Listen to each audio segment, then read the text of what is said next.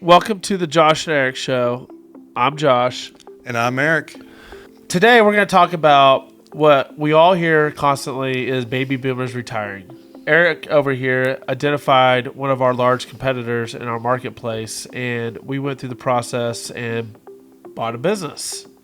Erik, you don't know this, but long before my early entrepreneurship days when I was 23 years old, this particular company that Erik just acquired, he was able to get it across the finish line, they were the giant. They were the one that I wanted to be like, and you bought them. Yeah. And today was yesterday is the closing day, and I told my wife, I was like, I've been after these guys for 12, 13 years now, and Erik got across the finish line. So testament to your hard work.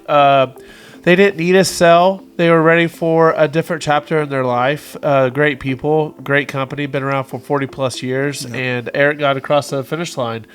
Yeah. That's a huge accomplishment for me personally because they've been my competitors for so long, and now their staff is sitting in your office. Yeah. And their toilets and their restrooms are sitting out there are yours and ours. Yep. So congratulations on that accomplishment. And, I appreciate it. That's exciting for me too. So you did something I wasn't able to do. This happens time and time again, guys, right? So, I think what's interesting what Josh said is baby boomers, right? And I know you've probably heard us preaching this in the past in some of these other videos, is service business is a good thing to be in. It produces cash, right? If you run it correctly. And what we've noticed that a lot, maybe not most, but a lot of the owners of these service businesses they're getting up in age, and they were those baby boomers that are now ready to move on to the next piece of their life and get out of this and maybe enjoy the fruits of their labor, right? And what I've also noticed is that there's not a lot of younger generations that are coming in and running and starting these service businesses. So it puts us in a unique position, right, to be able to come in and acquire these baby boomers companies, right, and add our spin to it, which is more technology based. Because I don't know about you, but I was raised when we had the computer first came out, right, all the way through high school, and we were using them. Yeah. Floppy disk for sure. So, no, I think that's a great point, Erik, is, you're in the portable restroom business in Tulsa. This particular company was a great competitor. We tried to take their customers. We could not take their customers. They're very, very loyal.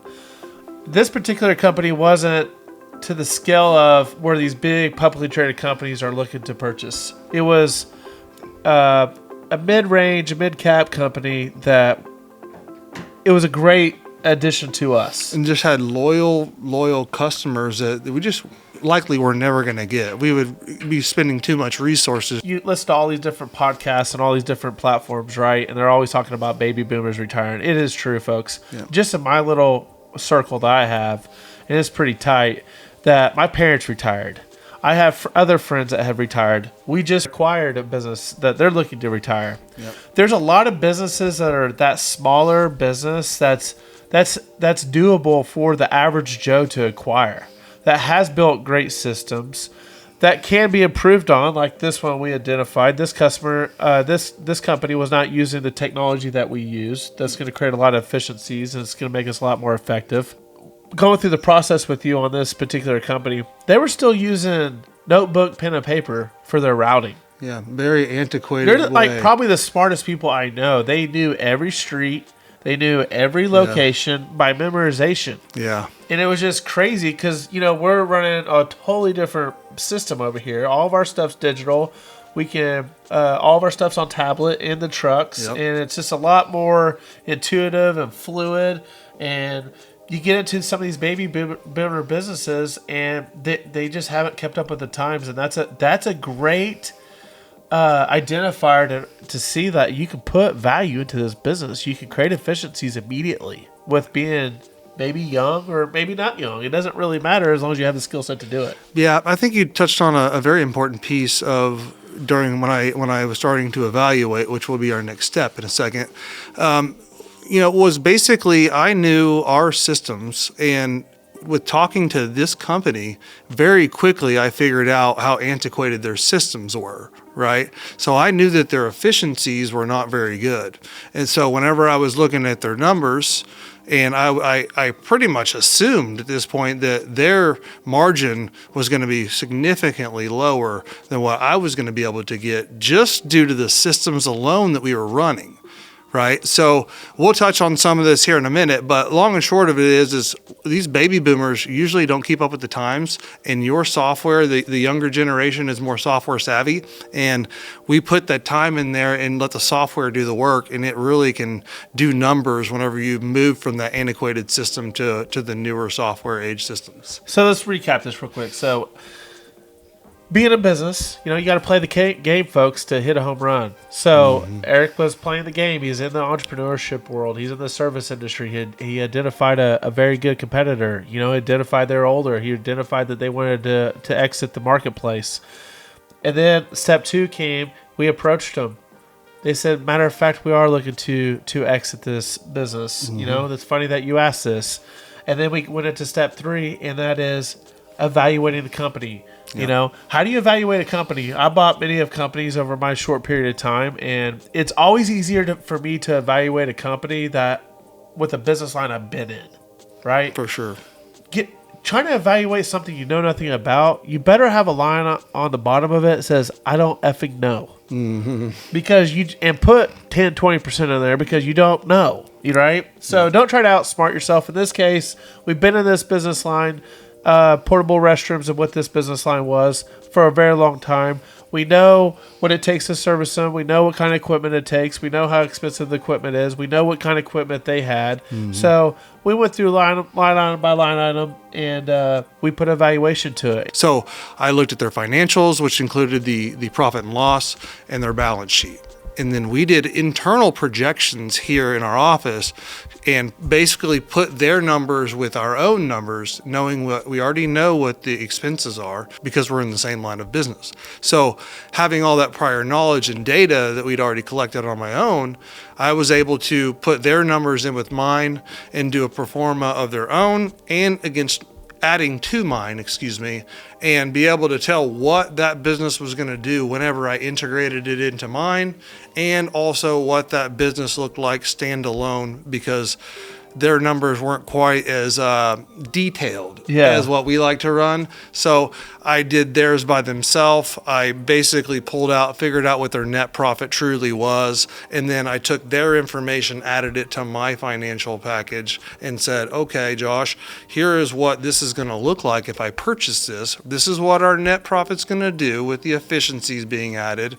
We didn't have to have another president. We didn't have to have another vice president. All that money saved goes right back to my bottom line. Exactly. And as well makes my routes a little more condensed, which drives my efficiencies up. So I was able to put that all together and have a real life model of what that would look like, and it made the decision a lot easier for me. That was the first thing that I did. The second thing that I did was evaluate the actual condition of the assets. So that was both on their site. So we physically went through all of their assets, counted them, made sure it matched what they gave us. And then we also went to every single job site and verified not only is the asset there, but then gave that information back to our accounting team when they verified the books internally to make sure that they were billing correctly for that asset. Why is that important? Because I was buying the company on revenue, and we wanted to ensure that that revenue was accurate as possible. We wanted to make sure that the assets were on location that what they were billing for. Correct.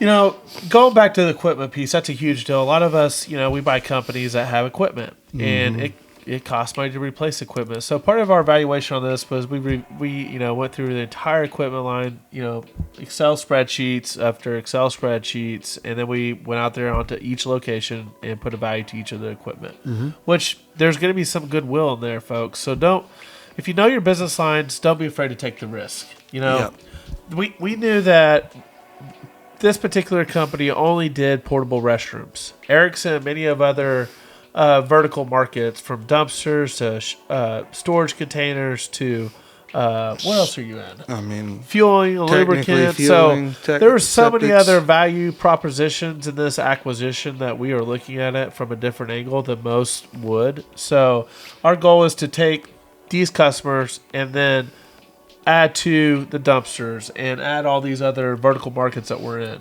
Yes, exactly. And that's just, and it's a number that is very hard to calculate for me.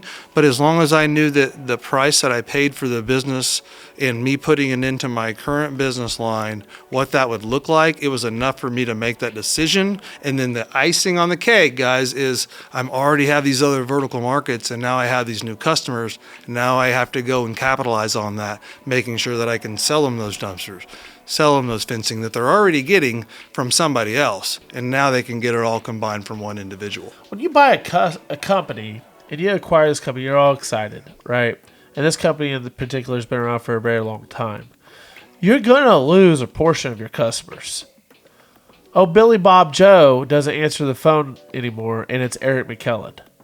Yeah. Right? I mean, so there's going to be don't get discouraged if a couple customers want to start shopping you. Don't get discouraged if they want to change. This is an opportunity for somebody else to jump in and take that share. Yeah. So don't get discouraged through the process. It's a long process. Take your time, folks, especially if it's your first business. You got, your capital is usually limited. You don't want to make a mistake. As exciting as, buying a company is, as exciting as starting your entrepreneurship career or, adding to your business line you're already in, exciting as all that is, don't make a mistake by rushing the process. Go through the process. Be diligent. Don't lie to yourself. Don't rush it. This process took us 3 to 4 months minimum. When was the first time we sent out a letter? I don't remember, but it was about 4 months ago, roughly. And that's fast. Yeah. I've sold a company in the past. It took us almost an entire year. Yeah. That was a publicly traded. We sold to a publicly traded company. There was a lot of hibbity-jibbity attorney crap. We bought the assets, and we did that for a strategic reason, so that there's no other liabilities that the company may actually owe that has not been disclosed. We chose to make it an asset purchase. And there were some other benefits financially for us due to some different credit lines and some different ways that we can do things. It was the most beneficial for us to have an asset purchase for this particular company. Exactly. Asset purchase, folks, you don't acquire the previous liabilities. There's always a risk they can still come back and sue you, but you're technically just buying the trucks and the toilets and the whatever else is coming with it, right? Yeah. And then you have to put some type of value to the goodwill, their websites, their phone numbers, their marketing. Their non-competes. They're not, you had to put a value to that, but this was an asset purchase. We elected to do that because it's been around so long, and there could be some previous issues that we didn't want to get ourselves into. We already have enough issues. For sure. So I wanted to bring that up because I think it was an interesting piece that I think could help. That's a great point. Yeah. Next, I wanted to kind of talk about the offer piece and the close piece, which is, well, I'll start with legal, right? I'd never really went through this. So I thought it was kind of interesting of how the whole process worked. And, you had to find a lawyer that knows what he's doing in that particular field of business of writing, buyouts for companies. Because if you miss little pieces on this contract, that it could really come back and bite you. Don't hire a divorce attorney to buy a business. Exactly. That's stupid. Exactly. So that was one piece of it, right? Was the legal piece of it. And then how are you going to buy the business, right? When you start, you probably have an idea of what you're wanting to spend, but how are you going to do it? Are you going to get a loan? Are you going to bring in a partner? How are you going to get the funding to buy the company? So these are two major things that I didn't really quite understand before I came into this.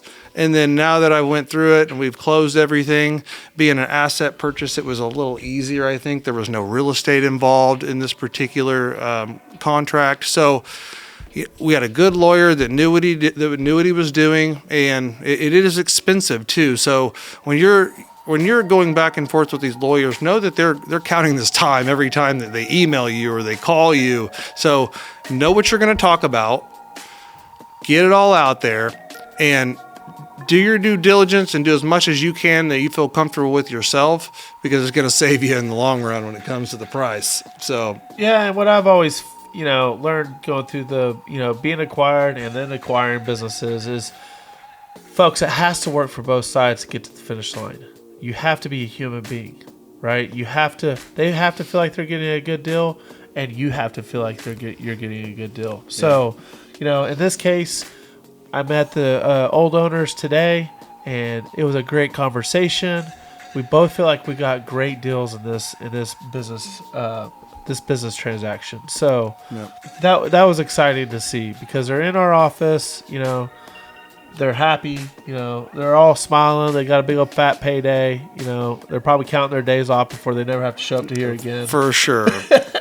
But I let Erik, him and I are partners, and I let Erik kind of run with this one. He did a good job. He put this time in. It takes a lot of time. Yeah. It takes a lot of your own research, right?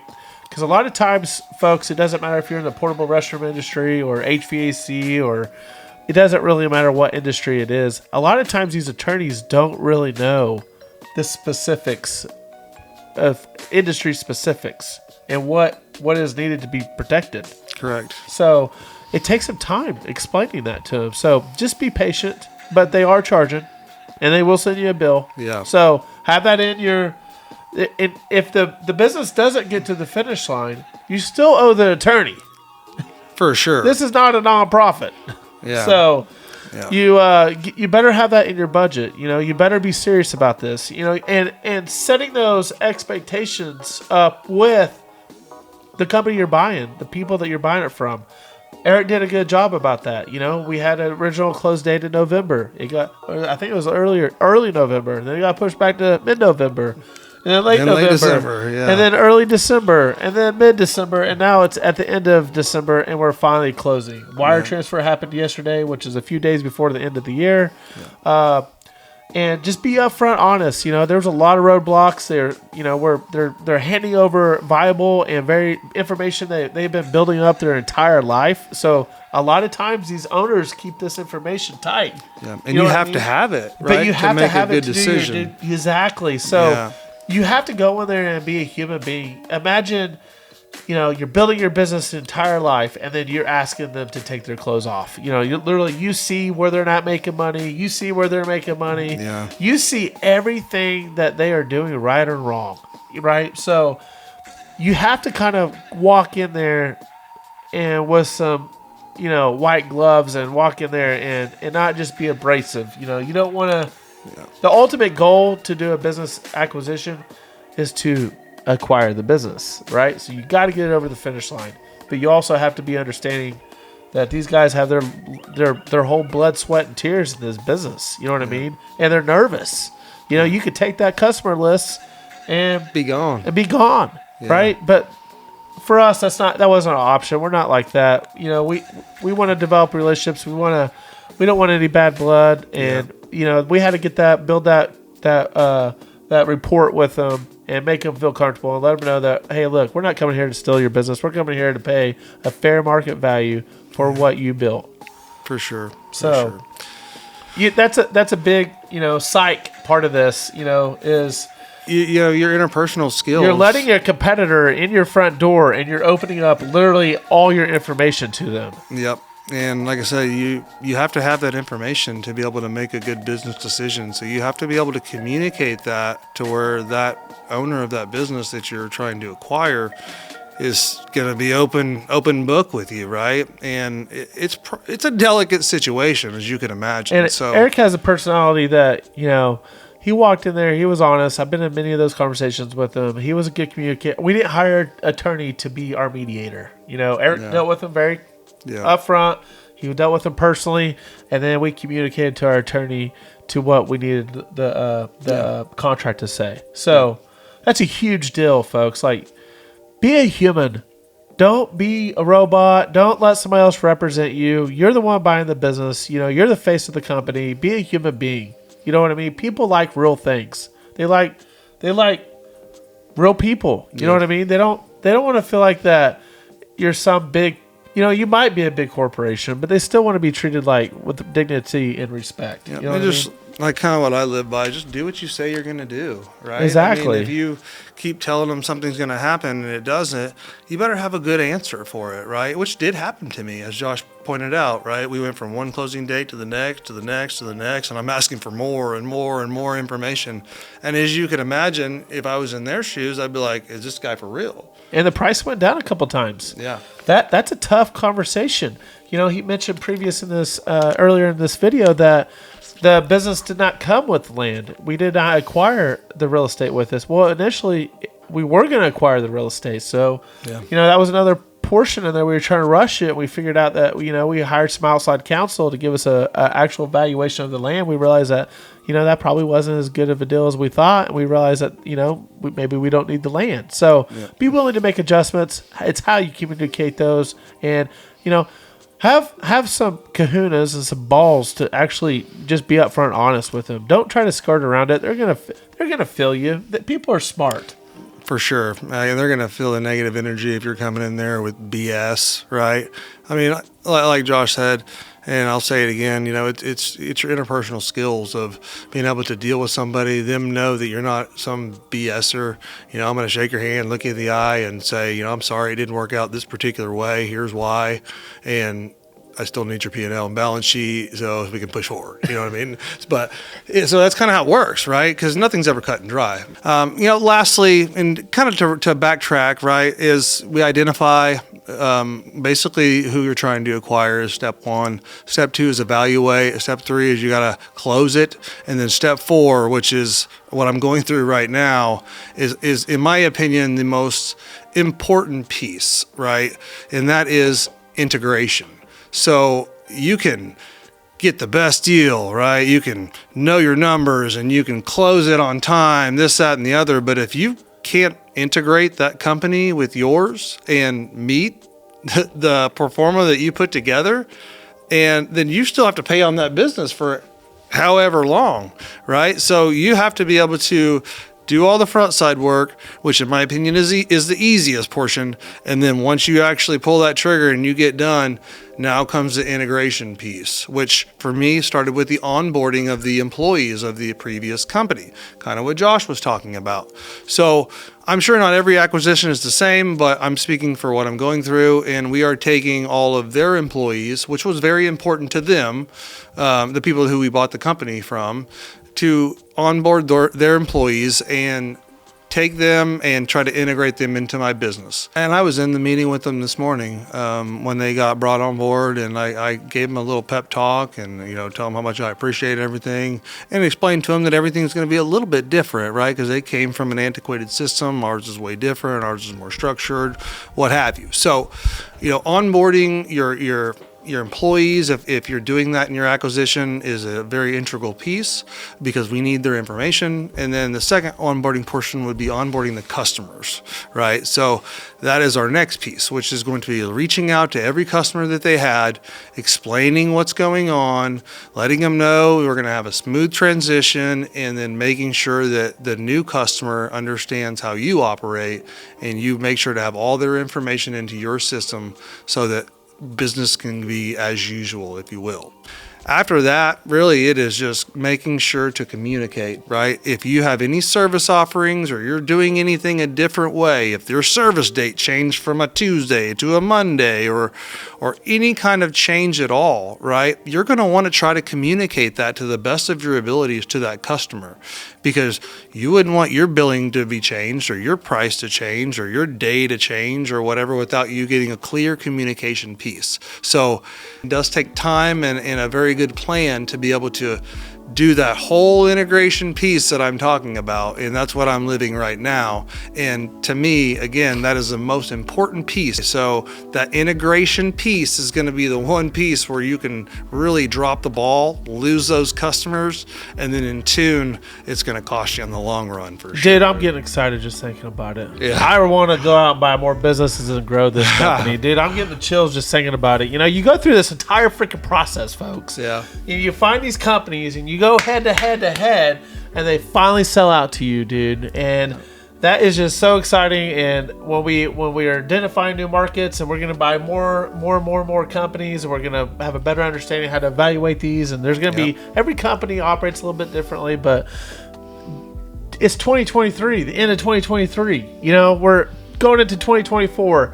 We just acquired, not only did we eliminate a competitor in a marketplace, right? We just expanded our own company, not by double, but about by 40%. That's huge. Yeah. With one stroke of a pen. In that division, about 40%. In that division, about 40%, right?